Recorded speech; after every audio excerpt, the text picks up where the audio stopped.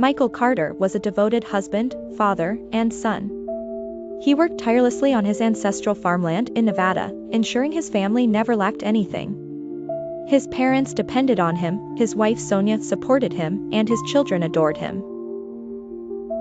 Michael's 4 children, 2 boys and 2 girls, brought endless joy to the household. Their laughter filled the air as Sonia helped in the fields. Life was simple, peaceful, and full of love. One evening, as the sun set behind the mountains, Michael left for town to buy supplies. The road stretched ahead, empty and silent. The wind howled, an eerie omen of what was to come. A truck lost control, its headlights blinding Michael. Tires screeched, metal twisted, glass shattered. His body was crushed, pain engulfing him, but his last thought was of his family. Michael woke to voices around him. His family clutched his hands, begging him to stay. His parents' faces were etched with grief, his wife trembled, his children cried. Michael tried to memorize their faces, his eyes lingering on Sonia. A terrifying realization struck him: who will take care of them after me? His heart shattered. His lips trembled, struggling to say goodbye, but his voice failed him. His eyes filled with regret, sorrow, and love, and then, he took his last breath. Michael's body was still, but his soul did not leave. He stood there, watching his own lifeless form, seeing his family's uncontrollable grief. He tried to reach out, but his hands passed through them like smoke.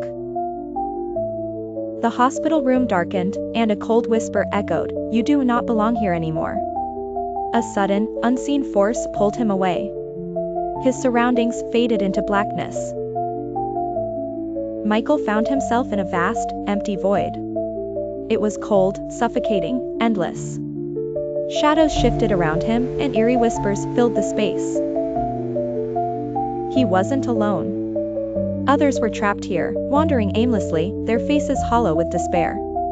Michael's panic grew. Was this where he would remain forever?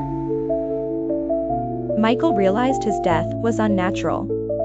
He had died too soon, before his responsibilities were complete. His family needed him, but he was helpless. He longed to hold his children, comfort Sonia, protect his parents. His thoughts swirled with one desperate plea: can I still help them? The whispers in the darkness grew louder. Some souls find a way back, but at a cost. Michael turned, searching for the source, but there was no one there. The whispers continued: there are ways, forbidden ways, ways that defy nature.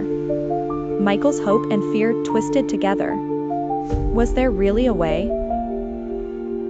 Michael had a choice. He could accept fate and move on, or break the laws of the afterlife to stay with his family. He didn't hesitate. A path appeared before him, leading into a place no soul was meant to walk. It pulsed with a sinister energy, but he stepped forward. As he walked, figures watched him from the shadows, souls that had tried before, now forever lost. A warning, but Michael didn't stop. In his heart, he made a vow: I will protect you, even in death. Whatever it took, he would still provide for them. Ahead, a door of shifting darkness pulsed. The whispers urged, enter, if you dare. Michael knew there was no turning back. As he stepped through, a cold force surged through him. He felt different, stronger, yet bound by something unnatural. For the first time, Michael saw his family again. They were mourning, struggling, hungry. His children cried for food, Sonia looked lost in despair. Michael whispered, I will not leave you.